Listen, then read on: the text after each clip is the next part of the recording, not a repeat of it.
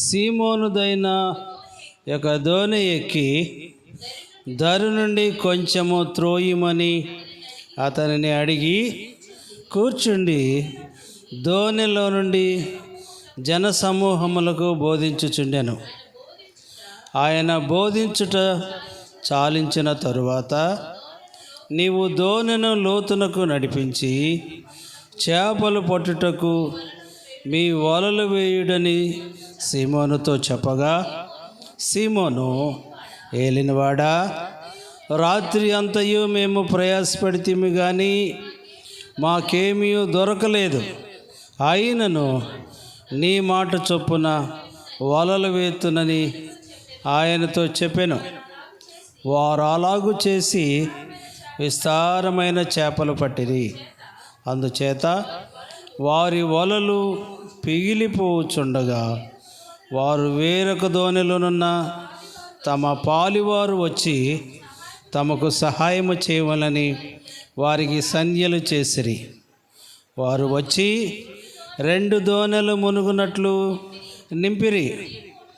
సీమోను పేతురు అది చూసి యేసు మోకాళ్ళ ఎదుట సాగిలపడి, ప్రభువా, నన్ను విడిచిపోమ్ము, నేను పాపాత్ముడనని చెప్పాను. ప్రియులారా, ప్రభువారు శరీరధారిగా ఉన్న దినాలలో ఇజ్రాయేల్ దేశంలో ఆయా దేశాల్లో సంచరిస్తూ వాక్యాన్ని చెబుతూ అనేకులను బాగు చేస్తూ ఉన్నటువంటి తరుణంలో, నిత్యరాజ్యాన్ని గురించి ప్రకటిస్తూ ఉన్నటువంటి సమయంలో ప్రభువారు ఎక్కువగా సముద్ర తీరాన, అరణ్య ప్రాంతంలో, కొండలపైన ఆయన ప్రసంగాలు చేసినట్లుగా వింటాం. సమాజ మందిరాల్లో, దేవాలయంలో, అనేక స్థలాల్లో.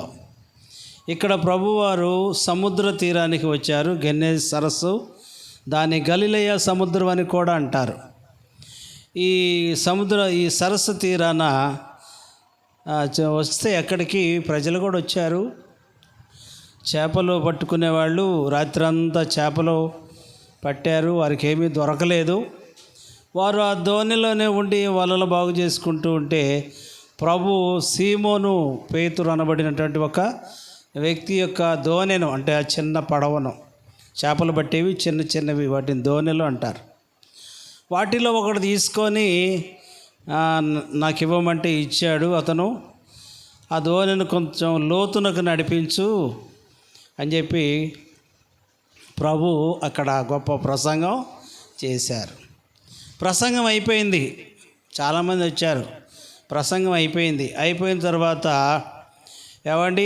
ఇక సీమోను పేతురు, అతని తమ్ముడు అంద్రేయ వాళ్ళు ఏం చేస్తున్నారంటే, ప్రభా, ఇక నువ్వు దిగితే మేము వెళ్ళిపోతాం, ఆ దోణిలో దరికి చేర్చి లంగర వేసి వెళ్ళిపోతాం, వలలు వేసుకొని మా భుజాన అన్నట్టుగా ఖాళీగానే వెళ్ళాలని చూస్తూ ఉన్నారు వాళ్ళు.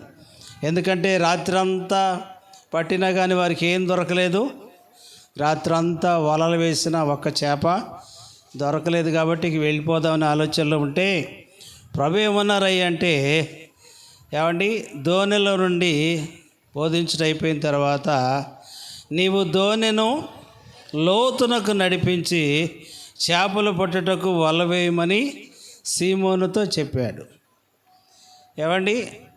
చేపలు పట్టాలంటే చాలా లోతుకు వెళ్ళాలి. దరిన ఒడ్డున చేపలు దొరకవు. అది వాళ్ళకి తెలుసు. చేపలు పట్టే వాళ్ళు పగలు సూర్యుడు ఉదయిస్తే, పొద్దుబొడిస్తే చేపలు దొరకవు. ఆ విషయం వాళ్ళకి తెలుసు. తెలిసినా కానీ ఇక్కడ ఏం జరిగిందయ్యా అంటే, సీమోను పేతురు దేవుని మాట మొదట విధేయత చూపించలేదు. రాత్రి అంతా పట్టాం కదా, ఈయనకేం తెలుసులే, ఈయన ఎప్పుడైనా చేపలు పట్టడానికి వచ్చాడా అని, ఏలినవాడా, రాత్రంతయు మేము ప్రయాసపడితిమి కానీ మాకేమీ దొరకలేదు అని చెప్పాడు మొదట. అయ్యా, రాత్రంతా పట్టాము చేపలు పట్టేదే రాత్రిపూట, షికారు చేసేదే రాత్రిపూట, మేము ఎంతో ప్రయత్నం చేసాము, రాత్రంతయు శ్రమపడ్డాం కానీ మాకేమీ దొరకలేదు అని కొంత నిరుత్సాహంతోనూ కొంత నిస్సహాయతతోనూ అవిధేయతతో కూడా కోపంగా కూడా కొంచెం మాట్లాడుంటాడు. అవునా?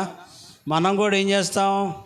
పరిపూర్ణముగా దేవునికి లోబడకపోతే, వాక్యానికి మనం లోబడకపోతే, మనలో విశ్వాసం కొంచెముగా ఉన్నప్పుడు, అవిశ్వాసపు మెట్టులో మనం ఉన్నప్పుడు మనం ఏం చేస్తామంటే, ఏం చేసినా ప్రయోజనం, ఏం చేసినా ముందుకు వెళ్ళట్లేదు అనేటువంటి నిరాశ మనలో కూడా ఉంటుంది. ఆ సమయంలో ఎవరైనా సలహా ఇచ్చినా కానీ ఆ సలహాని మనం తీసుకోవడానికి ఇష్టపడం. ఎన్నో ప్రయత్నాలు చేసాం, ఇలా అయిపోయింది మా పరిస్థితి, కుటుంబం ఎదగట్లేదు, కుటుంబం దీవెనకరంగా లేదు, ఆశీర్వాదకరంగా లేదు అని మన నిస్సహాయత వైపే చూస్తామే తప్ప ఎదుటివారిచ్చే సలహాను మనం, అది ఆర్థిక విషయాల్లో కావచ్చు, అనారోగ్య విషయాల్లో కావచ్చు, మనకి ఏదైనా బలహీనత ఉంది, హాస్పిటల్ వెంట తిరుగుతున్నాం, ఏమీ ఆశ్చర్యం ఏమీ జరగడం లేదు, అద్భుతం ఏమీ జరగడం లేదు. అప్పుడు మనం ఏం చేస్తాం? ఎవరైనా సలహా ఇచ్చినా కానీ ఆ సలహాను మనం అంతగా తీసుకోము, ఎందుకంటే విసిగిపోయి ఉంటాం. ఒక ఆమె 12 సంవత్సరాల నుండి ఒక వ్యాధితో బాధపడుతూ ఉంది. ఎంతో ఖర్చు పెట్టింది, ఎంతోమంది వైద్యుల వద్దకు వెళ్ళింది. ఎవరో చెప్పారు ప్రభు వస్తున్నారు, మన గ్రామానికి కూడా వస్తారు, ఆయన వస్త్రం ముట్టుకున్న చాలామంది బాగుపడ్డారు, నీవు కూడా ప్రయత్నం చేయొచ్చు కదా అని చెప్పుంటారు. ఆమె ఎన్నో ప్రయత్నాలు చేస్తుంది, ఎంతోమంది వైద్యుల దగ్గరకు వెళ్ళింది, ఎన్నో తిప్పలు పడింది అని తనకున్న డబ్బంతా కూడా వ్యయమైపోయిందని వాక్యంలో ఉంది. అయితే విశ్వాసంతో ఏం చేసింది అంటే, ఎవరిచ్చిన సలహానో ఏమో కానీ ఆయన వస్తూ ఉంటే ఆయన వస్త్రపు చెంగు ముట్టుకుంది. అప్పుడు ఏం జరిగింది? ఎవరి మాట విన్నది, విధేయత చూపించింది. వినటం వలన విశ్వాసం అనేది ఆమెలోనికి వచ్చి వస్త్రపు చెంగు, ప్రభు వారి యొక్క వస్త్రపు చెంగు ముట్టుకుంటే ఆమెలోనికి ఆ ప్రభువులో ఉన్నటువంటి ప్రభావము ఆమెలోనికి వెళ్ళిపోయి ఆమె వెంటనే స్వస్థత పొందిందని మనం వాక్యంలో వింటున్నాం. కాబట్టి మొదట మనం చేయవలసింది ఏమిటంటే, వాక్యం వింటూ ఉన్నప్పుడు మనలో మనం నమ్మాలి. వాక్యం ఏమై ఉన్నది అంటే, వాక్యము దేవుడై ఉన్నాడు, కాబట్టి దేవుడే నాతో మాట్లాడుతున్నాడు, నాకు సలహా ఇస్తున్నాడు, నాకు సహాయం చేస్తున్నాడు అని మనం ఎప్పుడైతే నమ్ముతామో దేవుడు మనలో కార్యం చేయటం ప్రారంభిస్తాడు. అది ఏ అవసరత అయినా కానివ్వండి, ఏదైనా కానివ్వండి, ఆయనకు అసాధ్యమైనది ఏదియూ లేదు.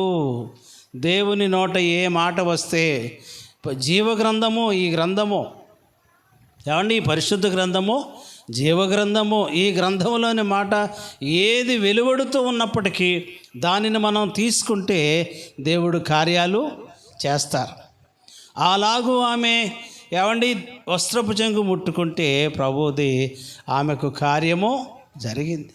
అలాగా ఎన్నో కార్యాలు చేశాడు దేవుడు చాలామంది పట్ల. మొదట మనం విధేయత చూపించాలి, విశ్వాసం ఉంచాలి ప్రభువు పట్ల. ఇక్కడ ఈ సీమోను పేతురు ఏం చేశాడంటే, మొదట ఒక అవిధేయతగా మేము రాత్రి అంతా కూడా చేపలు పట్టాము, ఏమాత్రం కూడా ప్రయోజనం, రాత్రంతా ప్రయాసపడ్డాం అన్నాడు ఆయన. ఎంతో ప్రయాసపడ్డాం కానీ ఏమి మాకేమీ దొరకలేదు అని చెప్పాడు. ఆ తర్వాత ఏం చేశాడంటే, అయినను నీ మాట చొప్పున వలలు వేతుమని ఆయనతో చెప్పెను. వారాలుగు చేసి విస్తారమైన చేపలు పట్టిరి. అయినను నీ మాట చొప్పున వల వేస్తాం ప్రభువా. పేతురు సహోదరుడైన అంద్రేయ ఇద్దరున్నారు ఆ ధోనిలో. వాళ్ళిద్దరు దేవుని మాటలు విన్నారు, వాక్యం విన్నారు.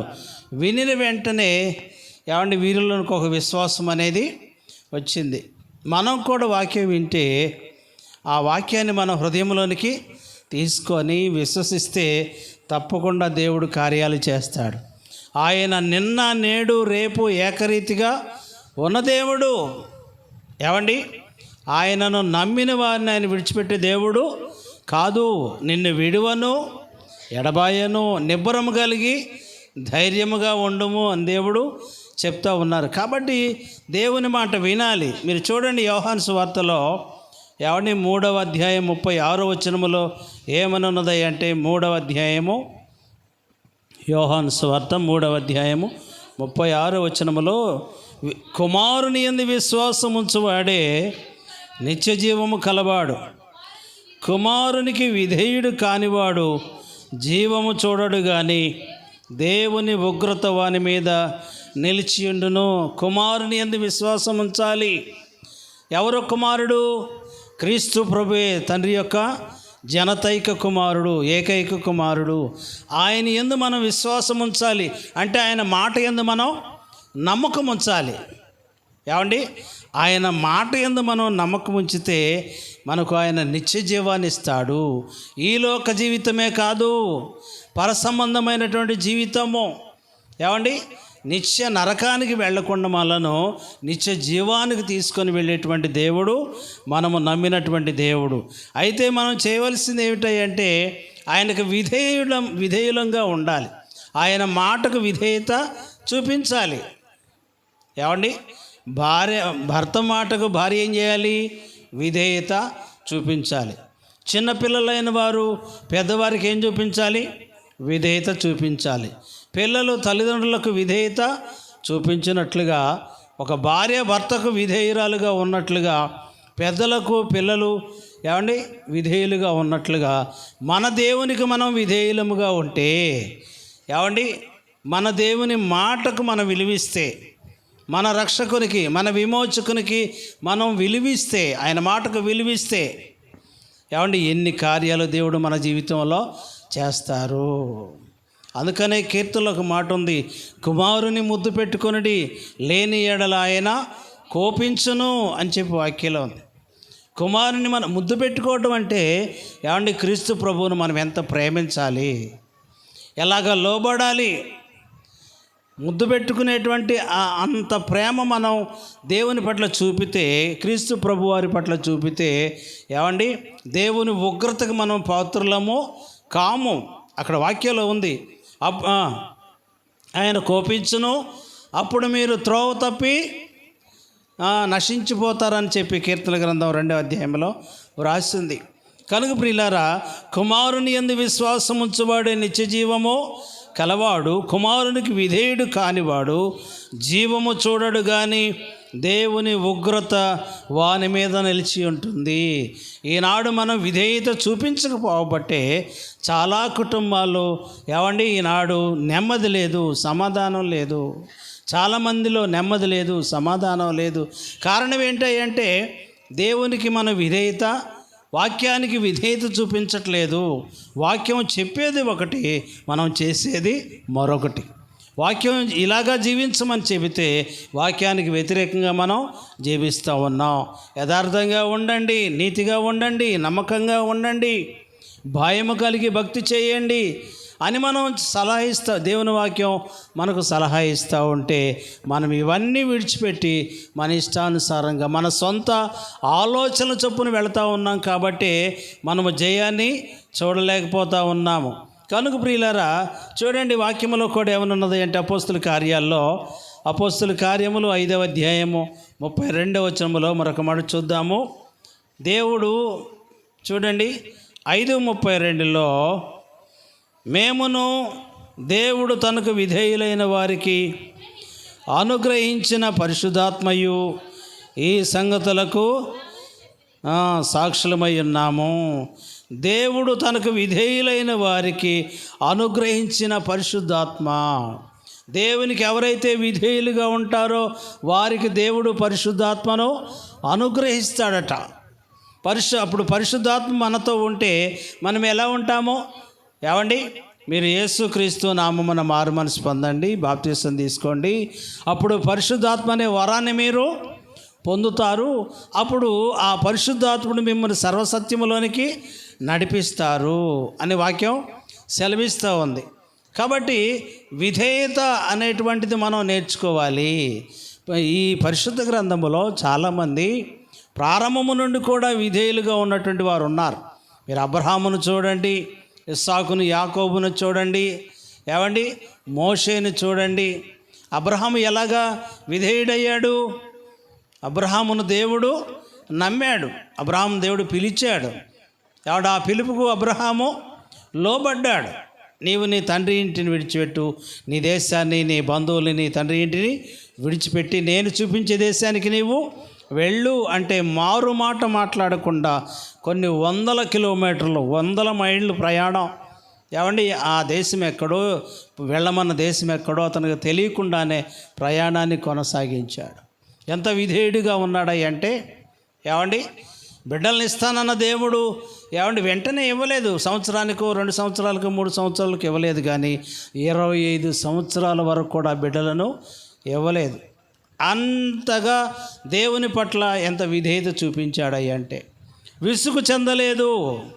అబ్రహాము దేవుని వెంబడించటంలో విసుగు చెందలేదు, విశ్వాసాన్ని కోల్పోలేదు, దేవుని మాటకు ఏమంటే విలువిచ్చాడు. అందుకనే అబ్రామును అబ్రహాముగా మార్చాడు, శారాని శారాయిని శారాగా మార్చాడు. అబ్రామ్ అంటేనేమో ఉన్నత జనకుడు, ఏమంటే అబ్రహాం అంటేనేమో అనేకులకు జనకుడుగా దేవుడు చేశాడు. శారాయి అంటేనేమో జగడగోండి, శారా అంటేనేమో రాజకుమారి అని అర్థం. ఏమండి వారి యొక్క జీవితాలను ఎలాగా మార్చారాయి అంటే దేవుడు మాట విన్నారు. వారి విషయమై వాక్యం ఏమని సెలవిస్తూ ఉన్నది అంటే, హెబ్రీయులకు రాసిన పత్రికలు మనం చాలాసార్లు చదువుకున్నాము. 11వ అధ్యాయంలో ఏమండి దేవుడు దేనికి శిల్పియు నిర్మాణకుడునై ఉన్నాడో పునాదులు గల పట్టణము కొరకు అబ్రహాము 10వ వచనము ఎదురు చూస్తుండెను. విశ్వాసమును బట్టి శారాయు వాగ్దానము చేసిన వాడు నమ్మదగిన వాడని ఎంచుకొనెను గనుక తాను వయస్సు గతించినదైనను గర్భము ధరించుటకు శక్తి పొందెను. విన్నారు, దేవుని మాట నమ్మారు. శారా నమ్మింది, 100 ఏళ్ళప్పుడు బిడ్డనిస్తానంటే అబ్రహాము కూడా నమ్మాడు. ఏమండి విధేయత చూపించారు వారు. ఈనాడు మనం అలాగూ విధేయత చూపిస్తున్నామా? వాక్యానికి విధేయులుగా ఉంటున్నామా? దేవుని సేవకులకు విధేయులుగా ఉంటున్నామా? సంఘముగా మనం క్రీస్తు ప్రభువునకు, ఆయన మనకు శిరస్సు అయి ఉన్నాడు కదా, శిరస్సునకు ఈ శరీరం విధేయత చూపిస్తుందా? ఎలాగున్నాం మనం వినేది ఒకటి, మనం చేసేది మరొకటి అయితే ఎలాగ మనం ఆత్మలో ఎదగలం? ఏమండి వాక్యం ఏం చెప్తా ఉంది, మనం ఏం చేస్తూ ఉన్నాం? వాక్యం ఏమని మనల్ని హెచ్చరిస్తూ ఉంది, వాక్యం ఏమని మనకు సలహా ఇస్తూ ఉంది, మనం ఎలాగా ప్రవర్తిస్తూ ఉన్నాం అనేటువంటిది మనం గ్రహించుకుంటే మనము ముందుకు వెళ్ళేటువంటిగా వారిగా ఉంటాము. కనుక ప్రియులారా ఏమన్నాడు ఇక్కడ? దేవుడు దేనికి శిల్పియో నిర్మాణకుడునై ఉన్నాడో పునాదుల గల పట్టణం కొరకు వారు ఎదురు చూశారు. కనుక ప్రియులారా ఇక్కడ పేతురు ఎలాగైతే విధేయత చూపించి ఏమండి దేవుని మాట విని, అయ్యా నీ మాట చొప్పున నేను వల వేస్తాను, దేవుని మాట చొప్పున అబ్రహాము బయలుదేరినట్లుగా ఇక్కడ సీమోను కూడా దేవుని మాట చొప్పున ఏమండి మళ్ళీ వలలు వేశారు. వలలు వేస్తే జరిగింది ఏమిటయ్యా అంటే, వారు అలాగూ చేసి 6వ వచనం, వారు అలాగూ చేసి విస్తారమైన చేపలు పట్టిరి, అందుచేత వారి వలలు పిగిలిపోవచ్చుండగా వారు వేరొక దోణిలోనున్న తమ పాలివారు వచ్చి తమకు సహాయము చేయవలని వారికి సంజ్ఞలు చేసిరి. వారు వచ్చి 2 దోణెలు మునుగునట్లు నింపిరి. ఏమండి ఎక్కడి నుంచి వచ్చాయి ఈ చేపలు? ఏమండి ఎక్కడి నుంచి వచ్చాయి ఈ చేపలు? అంతకుముందు రాత్రంతా పట్టిన దొరకని చేపలు ఎక్కడి నుంచి వచ్చాయి? ఏమండి చేపలు ఎవరి మాట విన్నాయి? దేవుని మాట విన్నాయి. వింటాయా లేదా? సృష్టిలో ప్రతి ప్రాణి దేవుని మాట వింటుంది, అవునా కదా? సృష్టిలో ప్రతి ప్రాణి దేవుని మాట వింటుంది. చేపల దేవుని మాట విన్నాయి, ఇంకేం విన్నాయి? గాడిదల దేవుని మాట విన్నాయి, ఎన్నో పశువులు దేవుని మాట విన్నాయి. ప్రకృతి యావత్తు దేవునికి లోబడుతూ ఉంది, విధేయత చూపిస్తూ ఉంది. సూర్య చంద్రులు కూడా దేవుని మాట, సముద్రము దేవుని మాట. ఆగిపో అంటే ఆగిపోయింది, రెండుగా విడిపో అంటే విడిపోయింది. కానీ ఎవరు వినంది ఎవరు? ఏమండి? సృష్టి యావత్తు దేవుని మాట వింటుంది, కానీ విననిది ఎవరు? వ్యతిరేకి. ఎందుకయ్యా అంటే ఎంత విన్నా వినకపోయినా మానవుడిని దేవుడు ఏమి, ఎందుకని ఆయన స్వరూపంలో చేసుకున్నాడు కాబట్టి.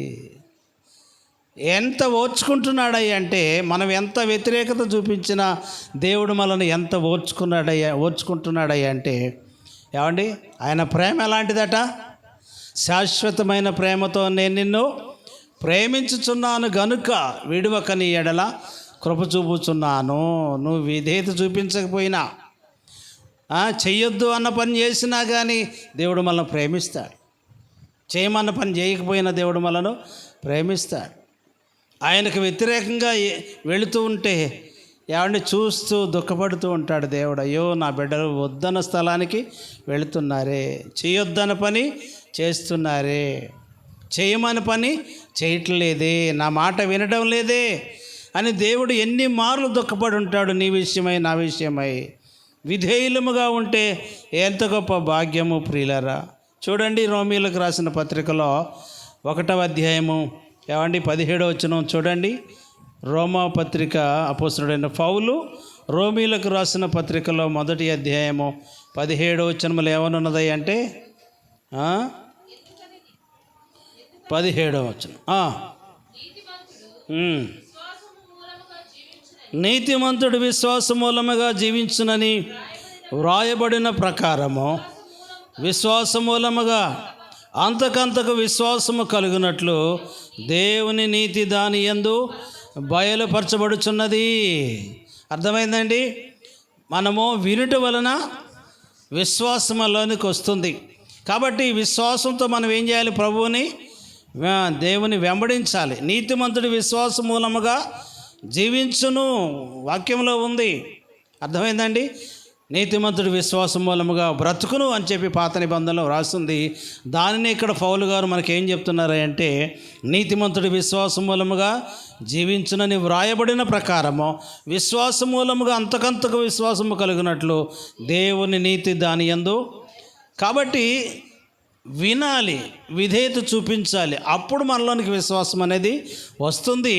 మనకే సమస్య వచ్చినా, ఏ పోరాటం వచ్చినా, ఏమండి ఏ కీడు వచ్చినా, ఏ ప్రమాదం వచ్చినా, ఏమైనప్పటికీ కూడా మనం ఎవరి వైపు చూస్తామో? దేవుని వైపు చూస్తాము, విధేయులుగా ఉంటాము. ఇదే అధ్యాయంలో ప్రియులారా మరొక మాట ఉంది. ఎక్కడ అంటే 19వ వచనం కూడా చదవండి. ఎందుకనగా దేవుని గురించి తెలియశక్యమైనదేదో అది వారి మధ్య విశదమై ఉన్నది కనుక. ప్రియులారా చూడండి వాక్యము. కాబట్టి ఒకని విధేయత అనేటువంటిది అక్కడ రాసి ఉంటుంది. 5వ అధ్యాయం 5వ అధ్యాయము 5:19 ఉందన్నమాట. 5:19 ఎలయనగా ఒక మనిషిని అవిధేయత వలన అనేకులు పాపులుగా ఎలాగ చేయబడిరో, అలాగే ఒకని విధేయత వలన అనేకులు నీతిమంతులుగా చేయబడుదురు. చూసారా? ఒక మనిషిని అవిధేయత వలన అనేకులు ఎలాగా పాపులుగా చేయబడిరో. ఎవరి వలన ఏమండి మనుషులందరూ పాపులైపోయారు? ఏమండి ఎవరి వలన? ఎవరి అవిధేయత వలన? తినకూడదు అన్నటువంటి పండును తినటం వలన, ఆ అవిధేయత వలన ఆ మనుషుని ద్వారా మనమందరం ఏమైపోయామో? ఏమండి పాపులుగా తీర్చబడ్డాం. ఒక వ్యక్తి చేసిన తప్పుకు ఏమండి కుటుంబం కూడా, ఒక కుటుంబంలో ఒక్కరు చేసిన తప్పుకు కుటుంబం అంతా ఏమైపోతుంది? పాడైపోతుంది. ఆకాను చేసినటువంటి తప్పుకు ఆ కుటుంబం అంతా ఏమైపోయింది? రాళ్లతో కొట్టి చంపబడింది. ఏం చేశాడు అతను? ఏమండి వెండిని, బంగారాన్ని, ఒక షీనారు పై వస్త్రాన్ని చూసి ఆశించి తెచ్చుకొని తన గుడారంలో దాచిపెట్టుకున్నాడు. పెద్ద అది ఏమి కేజీలు బంగారమేం కాదు. ఏమండి బంగారు కమ్మీని, వెండి కడ్డీని, చిన్న చిన్నవే వస్తువులే, వాటినే తెచ్చిపెట్టుకున్నాడట. ఏమండి, ఒక షీనారు పై వస్త్రానంటే ఒక కండువా కూడా ఒకటి తెచ్చుకున్నాడట. వాటిని బట్టి ఏమండి తన కుటుంబం అంతా ఏమైపోయింది, ఆకోరు లోయలోనికి తీసుకొని వెళ్ళి ఆ కుటుంబాన్ని అంతా, భార్య బిడ్డలను రాళ్లతో కొట్టి చంపేశారు. కుటుంబంలో ఒక నీతిమంతుడున్న ఆ కుటుంబం ఆశ్రదకరంగా ఉంటుంది, కుటుంబంలో ఒక దౌర్భాగ్యుడున్న ఆ కుటుంబం అంతా శాపగ్రస్తమై పోతుంది. అదే ఇక్కడ వ్రాసినటువంటి మాట.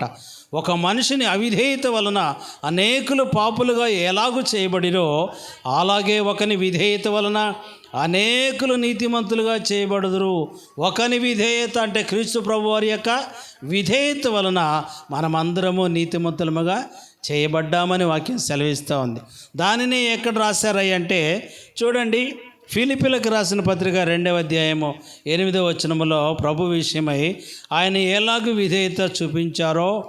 ఏమండి, ఫిలిప్పీలకు రాసిన పత్రిక పౌలు గారు 2వ అధ్యాయము 8వ వచనం చదవమ్మా.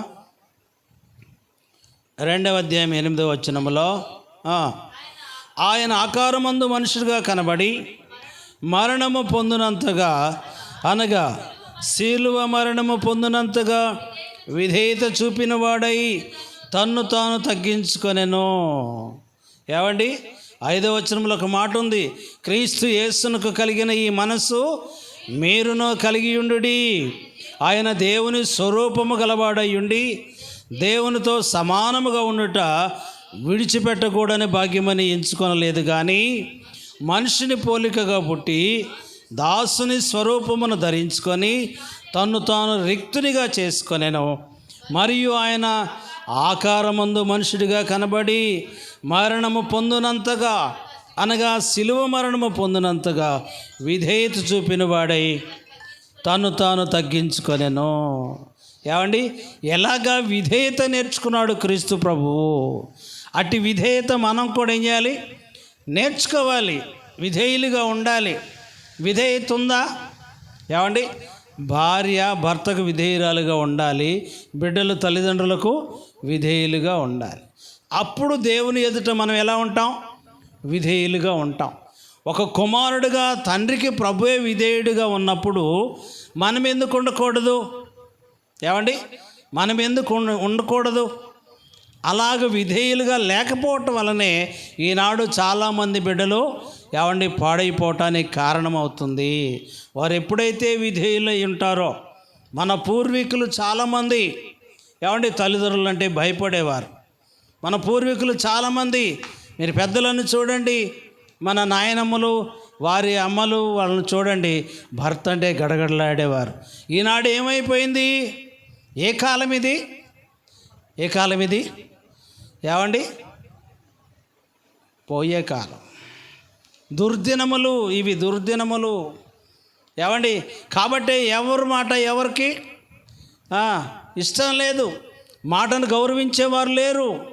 దేవుడు హెచ్చరిస్తున్నా, పెద్దలు హెచ్చరిస్తున్నా, ఎవరైనా గద్దిస్తూ ఉన్నా, ఎవరైనా బుద్ధి చెబుతూ ఉన్నా వినేవారు లేరు. కాబట్టి ఈనాడు ఈ సమస్యలు ఎదురవుతూ ఉన్నవి. ఆయన ఎంత విధేయత నేర్చుకున్నాడో మీరు హెబ్రీ పత్రిక కూడా చూస్తే ఇవే మాటలు అక్కడ హెబ్రీ పత్రికలో కూడా ప్రభువు వ్రాయించారు. అపోస్తలుడైన పౌలు గారు హెబ్రీలకు రాసిన పత్రిక 5వ అధ్యాయం 8వ వచనములో 7వ వచనం నుండి కూడా మనం చూస్తే, శరీరధారి అయి ఉన్న దినములలో మహారోధనముతోనూ కన్నీళ్లతోనూ తనను మరణము నుండి రక్షింపగలవానికి ప్రార్థనలను యాచనలను సమర్పించి భయభక్తులు కలిగి ఉన్నందున ఆయన అంగీకరింపబడెను. ఆయన కుమారుడయుండియు తాను పొందిన శ్రమల వలన విధేయత నేర్చుకొనెను. విధేయత నేర్చుకొనెను. ఏమండి, ఆయన కుమారుడయుండియు ఎంత విధేయుడిగా ఉన్నాడు తండ్రికి. ఈ లోక సంబంధమైనటువంటి తల్లిదండ్రులకు, మరియకు యోసేపు కూడా తండ్రి విధేయుడిగా జీవించాడు ప్రభువు. మన దేవాది దేవుడు, మన పరలోకపు తండ్రి క్రీస్తు ప్రభువుగా ఈ లోకంలో నరరూపము దాల్చినటువంటి దేవాది దేవుడు. ఏమండి, ఈ శరీర సంబంధమైనటువంటి ఈ తల్లిదండ్రులకు కూడా శరీరధారి అయిన దినములలో ఆయన విధేయుడిగా 30 సంవత్సరాలు ఇంటి నుండి బయటికి రాలేదండి. 30 సంవత్సరాలు ఏమండి ఆ వయసులో తండ్రికి సహాయం చేశాడు. ఆయన వడ్లవాడు కాబట్టి ఆ పనిలో, వడ్రంగి పనిలో తండ్రికి సహాయం చేశాడని చెప్తారు. అర్థమైందండి? అట్టి విధేయత మనకున్నదా? 30 ఏళ్ల వయసులో కూడా ప్రభు తల్లిదండ్రుల మాట విన్నాడంటే, ఈనాడు 13 ఏళ్ళు వస్తేనే మన పిల్లలను పట్టుకోలేనటువంటి పరిస్థితి. ఎంత విధేయుడిగా ఉన్నాడు, ఎంత ప్రార్థన చేశాడు. ఆయన అంగీకరించబడాలట. అంటే శరీరధారిగా ఉన్నాను కాబట్టి తండ్రి నన్ను ఎక్కడా నిత్యరాజ్యానికి చేర్చుకోడు. ఎలాగా అని చెప్పి ప్రతిరోజు కూడా మహారోదనముతోనూ కన్నీళ్లతోనూ తన్ను మరణము నుండి, రెండవ మరణం నుండి రక్షింపగలవానికి ఆయన ప్రార్థనలు ఎంత ప్రార్థించేవాడో. ఆ ప్రార్థన ఎలా ఉండేదయ్యా అంటే యాచించేవాడట. యాచించడం అంటే అర్థం ఏమిటయ్యా అంటే అడుక్కోవడం అని అర్థం. యాచించడం అంటే చేయి జాపి అడుక్కోవడం అని అర్థం. అడుక్కునేవాడట. ప్రభా నన్ను స్వీకరించండి, తండ్రి నన్ను స్వీకరించండి. ఏమండి, ప్రతి దినం కూడా ప్రభు ఏమండి ఆయనకు ఒక తోట ఉండేది. ఆ గెస్సెమనే తోటకు వెళ్ళి ప్రతి రాత్రి తండ్రి సన్నిధిలో ప్రార్థన చేసినట్లుగా మనం చూస్తాం. ఆయన ప్రార్థనలను, యాచలను సమర్పించి భయభక్తులు కలిగి ఉన్నందున ఆయన అంగీకరింపబడెను. అర్థమైందండి? సంఘంలో ఉన్న ప్రతి ఒక్కరు కూడా ఆయన యందు భయభక్తులు కలిగి ఉంటేనే రేపు మనం అంగీకరించబడతాము. మనం తగ్గించుకుంటేనే ఆయన సన్నిధిలో ఈ లోకంలో ఉన్నంతకాలం దేవుని బిడ్డలుగా మనం ఏమంటే తగ్గించుకుంటేనే, మనం ఉపేక్షించుకుంటేనే మనం అంగీకరించబడతాము. రేపు నిత్యరాజ్యానికి వారసులుగా చేయబడతాం. లేకుంటే ప్రభు ఏం చేస్తారంటే ఈ లోకంలో మనం బ్రతుకుతూ దేవునికి వ్యతిరేకంగా జీవిస్తూ చేయకూడనివన్నీ చేస్తూ ప్రభువా అంటే ప్రభు పరలోకానికి చేర్చుకోడు. చెప్పారన్నమాట మత్తయి సువార్తలో, ప్రభువా నన్ను పిలుచు ప్రతివాడును పరలోక రాజ్యంలోని ప్రవేశింపడు కానీ తండ్రి చిత్తము చేయువాడే, ఏమండి, తండ్రి చిత్తము చేయువాడే పరలోక రాజ్యంలోనికి ప్రవేశిస్తాడు అని చెప్పి కొండ మీది ప్రసంగంలో ప్రభు చెప్పినట్లుగా మనం చూస్తాం. 7వ అధ్యాయము 21వ వచనములో ఉంది ఆ మాట.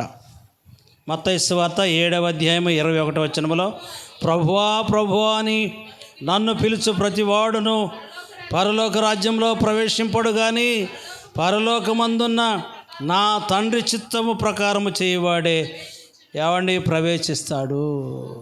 అర్థమైందా? ప్రార్థన ఎలా ఉండాలి? కన్నీళ్లతోనూ రోదనముతోనూ ప్రార్థన చెయ్యాలి. ప్రభువా నన్ను అంగీకరించండి. అంగీకరించడు కొందరిని. ఏమండి, దేవుడు 2 అన్నదమ్ములు దేవునికి అర్పణలు తీసుకొని వెళ్ళారు. అప్పటికి భక్తి అంటే ఏందో వాళ్ళకి తెలియదు, అప్పుడు ఆరాధన అంటే తెలియదు, అప్పుడు ప్రార్థన చేయటం కూడా తెలియదు. ఎవరయ్య అంటే వారు అవ్వ ఆదాము యొక్క కుమారులు కయ్యూను హేబేలు. కయ్యూను ఏం చేశాడు? తను వ్యవసాయం చేసేవాడట. ఆ పొలంలో పంట కొంత తెచ్చి అక్కడ పెట్టేశాడు. హేబేలు ఏం చేశాడు? అతను గొర్రెల కాపరట. ఆ గొర్రెల్లో మంచివి, ఏమండి, బాగా కొవ్విన వాటిని, బలమైన వాటిని తీసుకొచ్చి దేవునికి అర్పిస్తే దేవుడు కయ్యూను అర్పణను అంగీకరించలేదు. దేవుడు హేబేలు అర్పణను అంగీకరించాడు. ఇందులో ఒకరేమో విధేయులైతే మరొకరేమో అవిధేయులు. మన భక్తి కూడా ఇలాగే ఉంటుంది, మన అర్పణ కూడా ఇలాగే ఉంటుందేమో. మనం పరిశీలన. విధేయత లేకుండా భక్తి చేయకూడదు. విధేయత లేకుండా మనం అర్పణ ఇచ్చినా కానీ, ఇప్పుడు మన ఇంటిలో నీ భర్త అన్నం పెట్టమన్నాడు, ఇదిగో తిను అని వేసామనుకోండి, గంటతో విసిరేసామనుకోండి, లేదా ప్లేట్ తీసుకెళ్ళి అలా పడేసామనుకోండి, అది ఎలా ఉంటుంది? ప్రేమతో పెట్టిందై ఉంటుందా? ప్రేమ లేకుండా పెట్టిందై ఉంటుందా? చెప్పండి. విధేయురాలైతే ఏం చేస్తుంది? చక్కగా పెట్టి ఇదిగోండి తినండి అని అన్నం పెట్టి మంచినీళ్ళ పక్కన, అది విధేయత. ఏదో తిను అని చెప్పి పడేసింది అనుకోండి, అది విధేయత కాదు. వాక్యం ఉంది, మీ భర్తలకు విధేయులై ఉండండి, ప్రభునందు మీ తల్లిదండ్రులకు విధేయులై ఉండండి, మీ యజమానులకు విధేయులై ఉండండి అని చెప్పి ఎఫెసీ పత్రిక 6:1 6:5 ఉన్నాయి. అర్థమైందా? విధేయత అనేది ఎక్కడ మొదలవుతుందయ్యా అంటే, వినయము విధేయత అనేది మొదట కుటుంబంలోనే ప్రారంభమవుతుంది. మొదట భార్యాభర్తల దగ్గర నుండి, తల్లిదండ్రుల దగ్గర నుండి, పిల్లల దగ్గర నుండి కుటుంబంలోనే విధేయత ప్రారంభమవుతుంది. కుటుంబంలోనే మనము వ్యతిరేకులముగా, అవిధేయులముగా, ప్రేమ లేని వారిగా ఉన్నట్లయితే ఆ కుటుంబము ఆశీర్వదించబడటం చాలా కష్టమవుతుంది. కనుక ప్రియులారా, ఆయన ఎలాగ విధేయత నేర్చుకున్నాడో అలాగే మనం కూడా విధేయత నేర్చుకోవాలి. అయ్యా నన్ను అంగీకరించండి, హేబేలు అర్పణ అంగీకరించినట్లుగా నా అర్పణ కూడా అంగీకరించండి. ఏమర్పిస్తున్నాం మనం? మనకు వెండి బంగారాలు దేవుడు దెమ్మనేం చెప్పట్లేదు. ఏమడుగుతున్నాడు ఏంటి దేవుడు? నా కుమారుడా, నీ హృదయమును నాకిమ్ము. ఎందుకంటే నీ హృదయం మంచిది కాదు. హృదయం అన్నిటికంటే మోసకరమైనది, అది ఘోరమైన వ్యాధి కలది. దాన్ని తెలుసుకో. మొదట మన మనస్సు ఇవ్వాలి దేవునికి, మన హృదయం అర్పించాలి దేవునికి. ఏమండి? అప్పుడు విధేయతనే దేవుడు నేర్పిస్తాడు. కనుక ప్రియులారా, తాను పొందిన శ్రమల వలన ఆయన విధేయత నేర్చుకున్నట్లుగా ఈ లోకంలో దేవుని బిడ్డలుగా మనకు కూడా ఏమండి ఆయా సమయాల్లో శ్రమలు వస్తాయి, ఆయా సమయాల్లో ఏమండి శోధనలు వస్తాయి, ఆయా సమయాల్లో నష్టాలు వస్తాయి. ఏమండి ఇవన్నీ వస్తూనే ఉంటాయి. యోబు ఎంత విధేయత నేర్చుకున్నాడు? ఏమన్నాడు యోబు? సమస్తం కోల్పోయినా కానీ ఏమన్నాడు? యెహోవా ఇచ్చెను, యెహోవా తీసుకొనెను, ఆయన నామమునకే స్తుతి కలుగును గాక. దూషించాడా దేవుణ్ణి? ప్రార్థన మానేశాడా? చెప్పండి, ప్రార్థన మానేశాడా? మనమైతే ఏం చేస్తాం? ఈ నెల పెన్షన్ డబ్బులు వెళ్ళలేదని మానేస్తాం. ఈ నెల పెన్షన్ రాలేదు అనుకోండి, ఏమంటారు? ఏం దేవుడో పెన్షన్ తీయలేదు, నా ఏలు పడలేదు, నా కన్ను పడలేదు.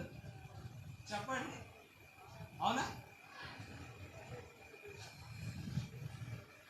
చాలామంది నిరాశగా ఉంటారు. ఏమండి? చాలామంది ఏం చేస్తారు? కొద్ది విషయాలకే దేవుని పట్ల ఏం చేస్తాం? మనం విసుగు చెందుతాం. మనం ఏదో సాధించినట్లు, లేదా మనం ఏదో నమ్మకంగా ఉన్నట్టు, అపనమ్మకస్తులమైనప్పటికీ కూడా ఎవరిపైన మనం అలుగుతామో, ఎవరిపైన కోపడతామో అంటే దేవునిపైనే. ఎందుకంటే ఆయన కనబడట్లేదు కాబట్టి, ఆయన వింటలేదులే, ఆయన చూడటం లేదులే అని మాటికి దేవునిపైనే మనం ఏం చేస్తాం? ఏమండి? వ్యాజ్యం వేసినట్లుగా ఆయన మీద కోప్పడి మొట్టమొదట ఆయనకు దూరం అయిపోయేటువంటి ఆలోచన. అలాగుండటానికి వీల్లేదు. క్రీస్తు ప్రభువారు విధేయత నేర్చుకున్నట్లుగా అనేక మంది పరిశుద్ధ గ్రంథములో ఎంత విధేయులుగా ఉన్నారో. ఏమండి? రూతు తన అత్తకు ఎలా ఉన్నది? ఎంత విధేయురాలుగా ఉందో. మోషే దేవునికి ఎంత విధేయుడిగా జీవించాడో. శిష్యులు కూడా దేవునికి 12 మందిలో 11 మంది దేవునికి విధేయులుగా జీవించారు. సంఘములో అనేకులు, ఆదిమ సంఘములో అనేకులు ఏమంటే ఎంత విధేయత చూపించారంటే అందుకనే వారు గొప్ప కార్యాలు చేశారని చెప్పి వాక్యంలో ఉంది. ప్రియులారా, చివరిగా నేను చెప్తా ఉన్నాను, 1 పేతురు 1:16 ఏమనున్నది అంటే, పేతురు రాసిన మొదటి పత్రిక చూడండి, ముగించుకుందాము. 1వ అధ్యాయము 16వ వచనములో ఈ విధముగా రాసింది. ఏమిటయ్యా అంటే, కాగా మీరు విధేయులకు పిల్లలై మీ పూర్వపు అజ్ఞాన దశలో మీకుండిన ఆశలను అనుసరించి ప్రవర్తింపక మిమ్మల్ని పిలిచిన వాడు పరిశుద్ధుడైన ప్రకారము మీరును సమస్త ప్రవర్తన యందు పరిశుద్ధులై ఉండండి. మీరు విధేయులకు పిల్లలై. ఏమండి? మనము దేవుని పిల్లలము, దేవుని బిడ్డలము, దేవుని కుమారులము, దేవుని కుమార్తెలము. మనం ఎలా ఉండాలి? విధేయులమై ఉండాలి, అవిధేయులుగా ఉండకూడదు. విధేయులై అంటే ఎవరై అంటే మాట వినేవారు, లోబడేవారు. ఏమండి? దేవునికి భయపడేవారు, దేవుని మాట వినేవారు, దేవునికి లోబడేవారు, దేవునికి భయపడేవారు విధేయులు. దేవునికి లోబడకుండా, వినకుండా మాట, ఆయనకు భయపడకుండా ఇష్టానుసారంగా మాట్లాడుతూ ఇష్టానుసారంగా ప్రవర్తిస్తే అది విధేయత కానే కాదు. ఎవరైతే విధేయులుగా ఉంటారో వారి విషయమై ఇక్కడ ఏమండి తన సేవకుని ద్వారా మాట్లాడుతూ ఉన్నమాట. మీరు విధేయులకు పిల్లలై మీ పూర్వపు అజ్ఞాన దశలో మీకుండిన ఆశలను అనుసరించి ఏమండి దేవుని సన్నిధికి రాకమునుపు అజ్ఞానపు దశలో ఉన్నాం. అజ్ఞానంగా జీవించాం, అజ్ఞానంగా మాట్లాడాం, అజ్ఞానంగా ప్రవర్తించాం, ఏమండి అజ్ఞానంగా జీవించాం. అందుకనే అపొస్తలుల కార్యాలు 17:30-31 ఏమనున్నది అంటే, ఆ అజ్ఞాన కాలంలో దేవుడు చూసి చూడనట్లుగా ఉండెను. ఇప్పుడైతే అందరూ అంతటను మారు మనసు పొందవాలని దేవుడు మనుషులకు ఆజ్ఞాపించుచున్నాడు. ఆ అజ్ఞాన దశ నుండి మనం బయటికి రావాలి. అజ్ఞానం అంటే ఏంది? జ్ఞానం లేకపోవడం. అవునా? దేవుని సన్నిధికి వస్తూనే వాక్యం వింటూనే జ్వరం వస్తే తాయెత్తు కట్టేయటమో, ఇంకేదన్నా జరిగితే దయ్యం పట్టిందనో, ఏమండి జబ్బు ఒకటైతే వైద్యం ఒకటి చేయించటమో, దీనివల్ల ఏమవుతుంది? ఆ దశ నుండి ఇంకా మనం బయటికి రాలేదు. పూర్వపు అజ్ఞాన దశలో మీకుండిన ఆశలను అనుసరించి ప్రవర్తించొద్దు అని చెప్పి వాక్యం మాట్లాడతాం. ఆ అజ్ఞాన దశ నుంచి బయటికి రావాలి. ఎవరైనా భర్త లేని వ్యక్తి ఎదురైతే చాలామంది ఏమవుతారు? ఆగండి పోనండి ఆ మనిషిని పోనండి. నాకు ఎంతమంది ఎదురైనా వాళ్ళతో ఏమా బాగున్నావా, నేను ఆదివారం వెళ్ళినా ఎటు వెళుతున్నా ఎవరైనా ఎదురైతే వాళ్ళని పలకరించి వెళతా నేను. ఎందుకంటే వాళ్ళ మనసు గాయపరచకూడదు. అవునా కదా? ఏమండి వాళ్ళ మనసు గాయపరచకూడదు. కనుక ఆ అజ్ఞానం నుండి మనం బయటికి రావాలి.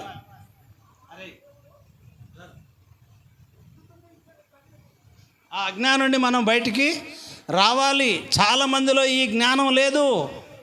ఏమండి తల్లిదండ్రులను ప్రేమించరు, భర్తలను గౌరవించరు, ఎవరిని ప్రేమించరు, ఇరుగు పొరుగు వారిని ప్రేమించరు.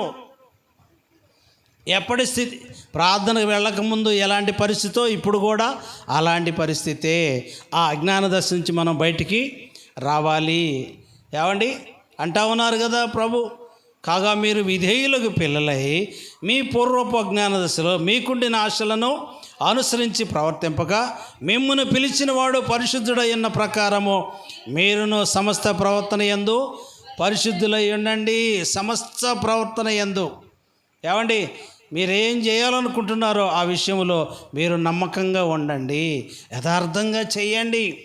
ప్రతి విషయంలో కూడా ప్రభు దగ్గరికి వెళ్ళండి, ప్రార్థన చేయండి. ప్రభువా నేను ఇలాగ చేయాలనుకుంటున్నాను, నాకు సహాయం చేయండి.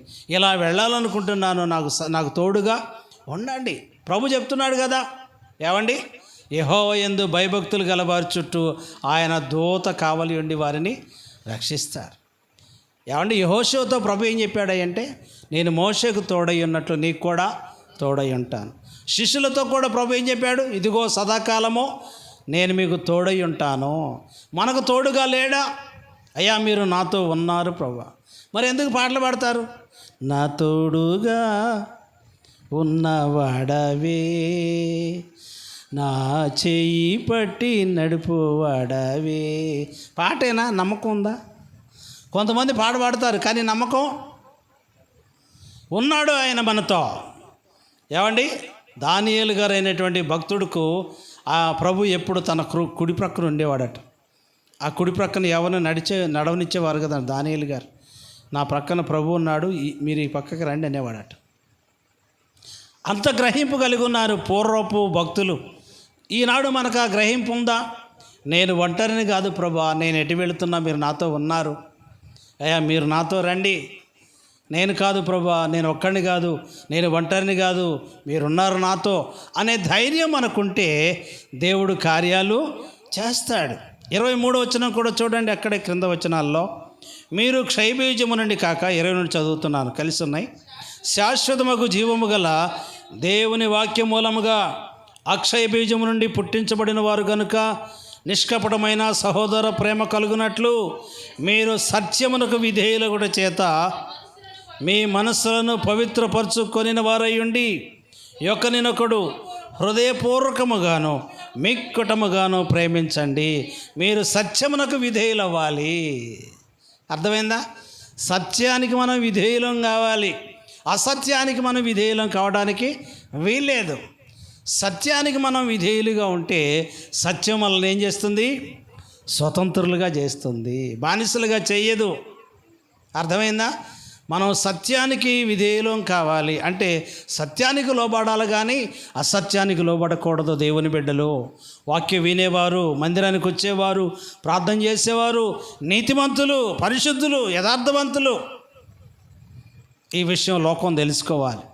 వారు దేవుని ఎరిగిన వారు, వారు దేవుని బిడ్డలు, వారు క్రైస్తవులు అని లోకం తెలుసుకోవాలంటే మనం సత్యానికి విధేయులం కావలసి ఉంది. మీరు సత్యమునకు విధేయులగుట చేత మీ మనస్సులను పవిత్రపరుచుకొనిన వారై ఉండి. మన మనస్సు ఎప్పుడు ఎలా ఉండాలి? ఏమండి? పవిత్రంగా ఉండాలి. ఏమండి? చిన్నపిల్లల మనసు ఎలా ఉంటుంది? చిన్నపిల్లల మనసు ఎప్పుడు పవిత్రంగా ఉంటుంది. వాళ్ళు అసూయపడరు, వాళ్ళు పగబెట్టుకోరు. ఇప్పుడు వాడు వచ్చాడు, అరే ఇలా రారా లోనకంటే వాడేంది, వాడు అమాయకుడు కాబట్టి వెళ్ళిపోయాడు. అదే పెద్దోళ్ళు అనుకోండి, ఏంటి నన్ను పిలుస్తావు, నేను వచ్చేవాడినే ఇక లోనకి, నన్ను పిలవటం ఏంటి అనే అవిధేయత ఉంటుంది. చిన్న బిడ్డలు ఎలాగైతే లోబడతారో, చిన్నపిల్లలు ఎలా ఉంటారో మనం విధేయులకు పిల్లలమై ఉండాలని దేవుని వాక్యం సెలవిస్తా ఉన్నది. కాబట్టి మీ మనసులను పవిత్రపరచుకుని వారయ్యండి, ఒకరినొకడు హృదయపూర్వకముగాను ఏమండి మిక్కుటముగాను ప్రేమించండి. మిక్కుటమైనటువంటి ప్రేమ కలిగి ఉండాలి. మిక్కుటమైన ప్రేమ అంటే ఏంటి? మరెక్కువైన ప్రేమ. ప్రేమిస్తున్నావు కానీ మరెక్కువగా ఉండాలి. అవునా? నువ్వు భోంచేస్తున్నావు, ప్రక్క మనిషి వచ్చింది, అమ్మ భోజనం చేయలేదమ్మా అంటే నువ్వు తినేది కూడా ఏం చేయాలి? పెట్టగలిగి. అది మిక్కుటమైన ప్రేమ అంటే. అర్థమైందా? చాలామంది అంతగా ప్రేమించలేరు. ఎంత దౌర్భాగ్యులయ్యి అంటే ఏమండి, ఇంట్లో వాళ్ళనే ప్రేమించలేరు, ఇక పొరుగు వాళ్ళని ప్రేమిస్తారు. ప్రభు ఏమన్నాడు? నిన్ను వల్ల నీ పొరుగు వారిని. మిక్కుటమైన ప్రేమ ఏంటి? నీకున్న దాంట్లో పెట్టేదే మిక్కుటమైన ప్రేమ. అర్థమైందా? అన్నీ ఉన్నా కానీ మేలు చేయడం తెలుసు, కానీ మేలు చేయలేరు. ఇక్కడ కాదు లెక్క, రేపు ఎక్కడ చూస్తాడు దేవుడు? అక్కడ ఉందా లెక్క. ఇక్కడ మనం భక్తులమని పిలిపించుకున్నా, ఇక్కడ మనం ప్రార్థనా పరులమని పిలిపించుకున్నా, ఇక్కడ మనం దేవుని బిడ్డలమని పిలిపించుకున్నా, ఈ లోకాన్ని విడిచిపెట్టిన తర్వాత ఆగాగు లెక్కది, బయటికి దీ లెక్క అంటాడు. అప్పుడు అంతా తేలిపోద్ది. త్రాసులో తూస్తాడు ఆయన. త్రాసులో తూసినప్పుడు ఏమైపోతాం? మనం తేలిపోతాము. జాగ్రత్త. ఏమండి? కాబట్టి విధేయులుగా ఉందాము. ఒక చిన్న విధేయత వలన నిరాశలో ఉన్నటువంటి సీమోను పేతురును దేవుడు ఏం చేశాడు? ఏమండి? ఏం చేశాడు దేవుడు? ఎంత సంతోషం! ఒక చేప దొరకలేదు, రాత్రంతా కష్టపడితే దేవుని మాట చొప్పున వల వేస్తే ఏమండి 2 దోణెలు నిండిపోయాయి. ఎంత సంతోషమో! అప్పుడు తెలిసింది ఏమిటంటే అతను ఏమన్నాడు వెంటనే? అయ్యా, నేను పాపాత్ముడను, నన్ను విడిచి వెళ్ళిపో ప్రభువా. ఏం పాపం చేశాడు? ఏమండి? సీమోను పేతురు ఏం పాపం చేశాడు?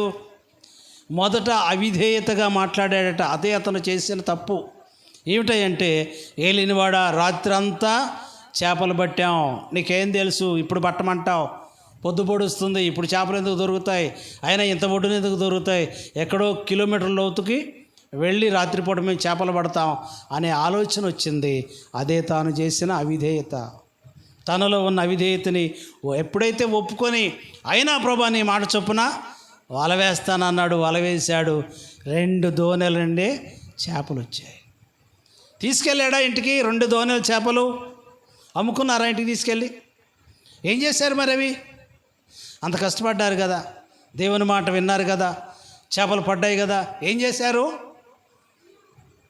చేశారు? ప్రభు అన్నాడు, పేతురు, నువ్వు చేపలు పట్టేవాడివి కదయ్యా, నీవు మనుషులు పట్టేవాడు అవుతావు, నీవు నన్ను వెంబడించు, నిన్ను మనుషులను పట్టు జాలరిగా చేస్తానంటే ఆ చేపలు అక్కడే వదిలిపెట్టాడు, ఆ దోణిలు అక్కడే వదిలిపెట్టాడు, ప్రభు వెంట వెళ్ళిపోయాడు. కష్టార్జితం అక్కడే ఉంది. ఎవరికన్నా అప్పగిచ్చాడా? ఉందా బైబిల్లో? అయ్యా ఈ ఇంటికి తీసిపోయి అమ్ముకొని తర్వాత వస్తాం, ఒక వారం టైం ఏంటి అన్నాడా? లేదండి, ఆయన మాట నమ్మాడు. ఏమండి, అదే అతన్ని గొప్ప వ్యక్తిగా చేసింది.